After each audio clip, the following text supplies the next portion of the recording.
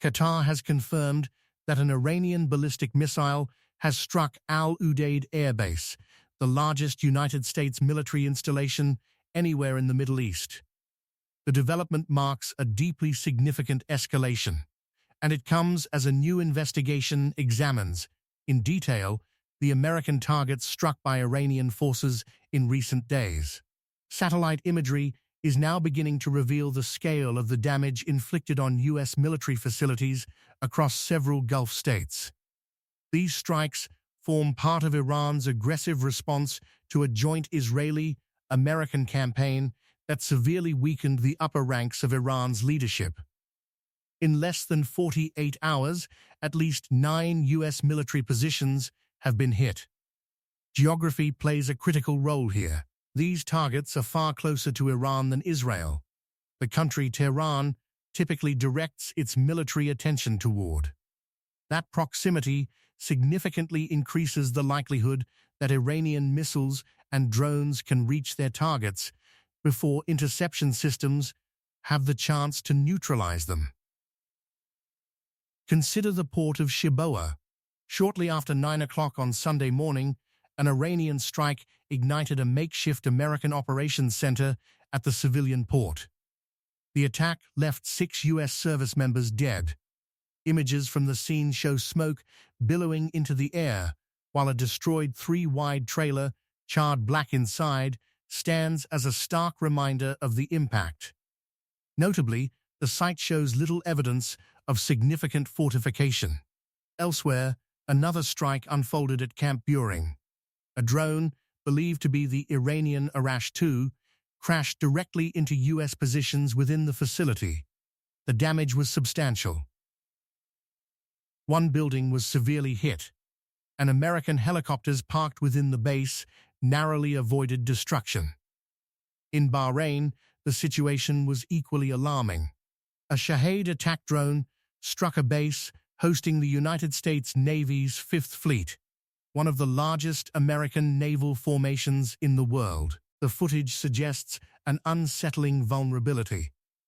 The drone targeted a satellite communications terminal, clearly visible in the imagery, but the broader damage becomes more apparent in subsequent views. Warehouses and other support structures suffered heavy damage, while another satellite communication terminal was destroyed in a separate strike. Across the region, a pattern begins to emerge. At least 5 satellite communication terminals have been destroyed. The implication is difficult to ignore. Iran may be deliberately attempting to isolate American bases, severing their ability to communicate with the outside world. The barrage itself was unprecedented. Iran launched a wave of missiles and drones, forcing U.S. air defense systems, including Patriot missile batteries and other multi-billion-dollar platforms, into action. Most incoming threats were intercepted, yet the few that slipped through proved sufficient to puncture what had long been regarded as a robust security shield protecting the oil-rich Gulf states and the core of America's strategic military presence in the region. The numbers are sobering. 11 American military bases affected. Roughly $2 billion worth of sophisticated equipment destroyed within days. Some of the most advanced radar systems ever deployed simply wiped out. Tonight, analysts are examining the very satellite images the Pentagon would likely prefer remained unseen. What they reveal is not merely damage, but a strategic shift. A combination of modern remote sensing technology and evolving Iranian military tactics appears to be targeting the sensory network of the United States military machine. In short, blinding it. The obvious question now is how long Iran can sustain attacks at this scale. That ultimately depends on the size of its missile and drone stockpiles, something intelligence agencies still cannot state with certainty. More importantly, the outcome may hinge on how quickly the United States and Israel achieve their stated objective, eliminating those stockpiles entirely. Until that happens, Tehran has made its intentions abundantly clear. Following the killing of Ayat, a moment that intensified tensions dramatically, Iran intends to create as much disruption as possible for American interests across the Middle East and potentially beyond. At the beginning of this broadcast, we mentioned the strike on Al Udeid Air Base, a ballistic missile attack believed to have originated from Iran. Why does that matter? Simply put, Al Udeid is not just another military installation. It is the central hub of American operations across the region. Those familiar with the base explain that the Qatari government holds responsibility, under agreements with Washington, for helping secure the country's airspace. Historically, this has involved deep integration between U.S. air defense systems and Qatari capabilities. However, that balance may have shifted in recent years. American presence at the base has reportedly reduced to some extent, while Qatar's own defense role has expanded. In practical terms, this means Doha now holds primary responsibility for certain elements of airspace protection. That raises an uncomfortable question. If Iran was able to strike Al Udeid successfully, what exactly allowed that missile to pass through the defensive net? The base's location is no secret. Iran has known precisely where it is for decades. That alone cannot explain the breach. And that is why this incident is attracting such intense scrutiny. History often reveals its turning points only in hindsight. A system works perfectly until the moment it doesn't. For the United States military in the Middle East, that moment may have arrived on the morning of Saturday, February 28th. We are now 5 days into a conflict that is already reshaping strategic realities across the region. Yet the full scale of what has happened is only now becoming visible, largely thanks to high-resolution satellite imagery. Meanwhile, the conflict is expanding beyond strictly military targets. U.S. Secretary of State Marco Rubio confirmed that all personnel are safe after a drone strike hit a parking area near the U.S. consulate in Dubai late last night. At this hour, observers on the ground are attempting to understand the broader implications. Our correspondent Paula Hancock joins us from Dubai to assess the local reaction and the growing regional concern surrounding these attacks. Concern among residents has naturally been high following these attacks. Yet many people here say that, despite the tension, they still broadly feel safe. The real question, however, is how events unfolding in Dubai fit into the wider pattern of Iranian strikes against both American military assets and civilian-linked facilities across the region. What we are seeing now appears to confirm earlier warnings from Iran's Revolutionary Guard. They signaled that their campaign would expand beyond strictly military targets to include American political centers. That shift is now beginning to take shape. Just last night, a drone struck the parking area of the United States consulate in Dubai, not far from where our correspondent is reporting. Fortunately, there were no casualties. The building itself was empty at the time. Nonetheless, the implications are significant. Diplomatic activity has already been disrupted. The U.S. Embassy in Abu Dhabi had cancelled all appointments until March 4th, and it now seems highly likely that suspension will be extended. Meanwhile, several embassies across the region, including those of Saudi Arabia and Kuwait, have been closed or placed under heightened security due to the threat environment. At the same time, the military dimension of this conflict continues to escalate. Overnight in Qatar, the Al Udeid Air Base, the largest American military installation anywhere in the Middle East, was struck once again. That facility serves as a central hub for U.S. operations across the region.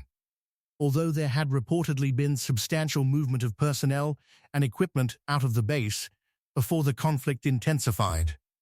Elsewhere, in Kuwait, defense systems intercepted several aerial threats. However, interceptions themselves carry risks. We are told that debris from one such interception struck a residential building, tragically killing an 11-year-old girl. These incoming missiles and drones have not stopped. In many cases, regional air defense systems are performing effectively, intercepting the majority of threats. Residents here report hearing multiple interceptions overhead within the last few hours. At the same time, fighter jet activity across the skies of Dubai has noticeably increased over the past 2 days. There is another notable development worth highlighting. France has now deployed fighter aircraft to patrol the skies above the United Arab Emirates.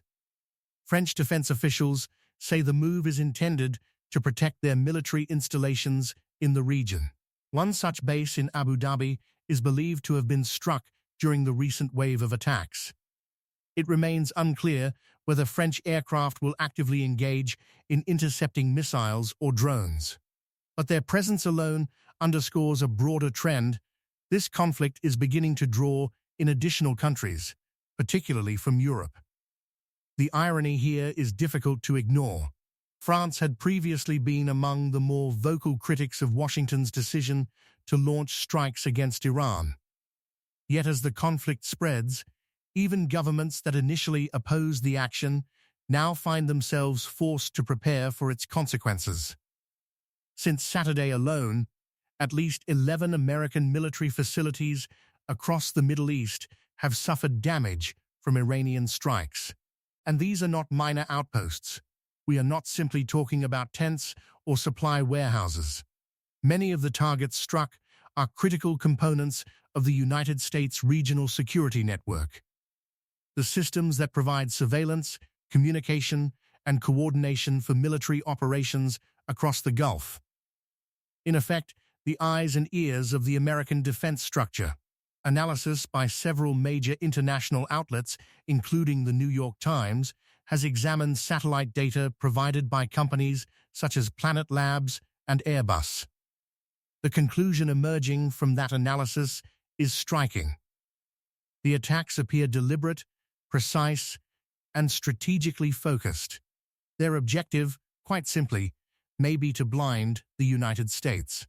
To understand the wider implications, it is worth looking at developments in Saudi Arabia, where the situation remains extremely tense. In Riyadh, the U.S. State Department has authorized the departure of non-essential staff from the American embassy. At the same time, personnel at the consulate in Jeddah and the diplomatic mission in the eastern oil-producing region of Dhahran have been placed under strict shelter-in-place orders. Iranian strikes and attempted strikes against Saudi territory have continued through the night and into the early hours of the morning. 9 drones were intercepted during overnight operations. Another was brought down just hours later in the eastern province. Most of the intercepted threats so far have been drones, a tactic that allows Iran to test defenses while avoiding the full escalation associated with ballistic missiles. However, the situation took a more serious turn earlier today. 2 cruise missiles were launched towards Saudi territory, marking a clear escalation in the type of weaponry being used. Both missiles were successfully intercepted. No injuries have been reported. The attempted strike occurred near a town just south of Riyadh. Notably, located adjacent to that town is a large Saudi military airbase. In the past few minutes, reports have also emerged of another attempted attack targeting Ras Tanura, one of the most important oil production facilities in Saudi Arabia. And that is where the strategic risk becomes particularly clear. Saudi officials recognize that their oil infrastructure remains a potentially vulnerable target.